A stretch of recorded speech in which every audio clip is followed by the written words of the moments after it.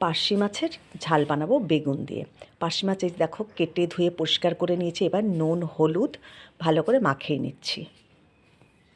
নুন হলুদ মাখিয়ে কিছুক্ষণ রেখে দিচ্ছি। আর এদিকে বেগুন কেটে নিয়েছি, বেগুনটাকেও একটু তেলে আগে ভেজে নেব। মাছগুলো ভাজার পরে বেগুনগুলোও ভেজে নেব। দেখো মাছগুলো বেশ ঠিকঠাক সাইজ আছে, একদম ছোটও নয় আর খুব বড় বড়ও নয়। পার্শে মাছের এটা দিয়ে ঝাল করব, কালো জিরে কাঁচা লঙ্কা ফোড়ন দিয়ে আর একটু জিরে গুঁড়ো, আর কিচ্ছু দেবো না। এমনকি আমি ধনে পাতাও ব্যবহার করব না এর মধ্যে, ভালো লাগে না এই মাছে ধনে পাতা দিলে, আমার ভালো লাগে না। এই যে মাছ ভাজার জন্য কড়াই গরম হয়ে গেছে, তেলও গরম হয়ে গেছে, বেশ খানিকটা তেল দিয়ে দিলাম। এবার সব মাছগুলো খুব কড়া করে না হালকা করে ভেজে নেব। মাছ ভাজা হয়ে গেল পরে ওই কড়াইয়েই এই যে মাছ কিন্তু দেখো উল্টিয়ে দিয়েছি, আর এই যে মাছগুলো তুলে নিচ্ছি আস্তে আস্তে। মাছ ভাজার কড়াইতেই আমি অনেকটা তেল রয়েছে, কিছুটা তেল তুলে রেখেছি, তারপরে বেগুনটা একটু ভেজে নিচ্ছি।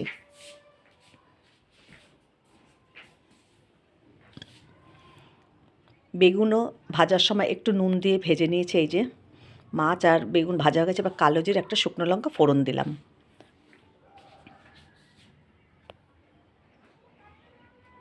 ফোড়নটা একটু ভাজা ভাজা হলে আমি এর মধ্যে একটু গুঁড়ো মশলা রেডি করে রেখেছি, জিরে গুঁড়ো হলুদ গুঁড়ো আর নুন একসাথে একটু গুলে রেখেছি।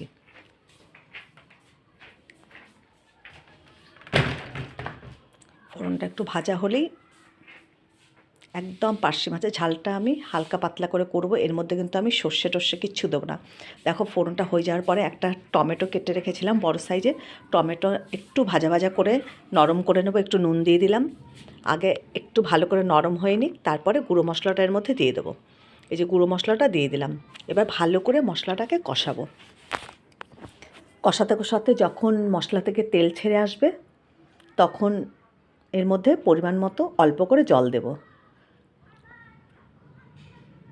একটু সামান্য জল দিয়ে আবারও মশলাটাকে একটু নরম করে নিচ্ছি। দেখো মশলা গা থেকে কিন্তু তেল ছাড়ছে। এবার পরিমাণ মতন একটু জল দিয়ে দেবো।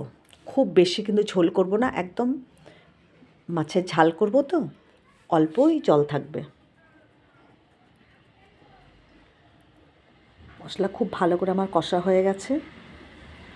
এবার মশলাটাকে আবার একটু জল দিয়ে নেড়ে চেড়ে তারপরে পরিমাণ মতন জলটা দিয়ে দেবো।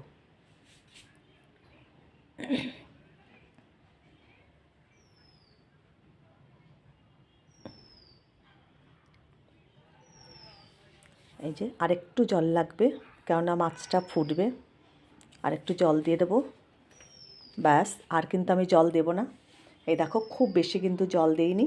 এবার ঝোলটা ফুটে উঠলেই মাছটার বেগুনটা দিয়ে দেবো। 3টে কাঁচা লঙ্কা চিড়ে দিয়েছি, 3-4টে কাঁচা লঙ্কা চিড়ে দিয়েছি। এই যে ঝোলটা দেখো ফুটে উঠেছে।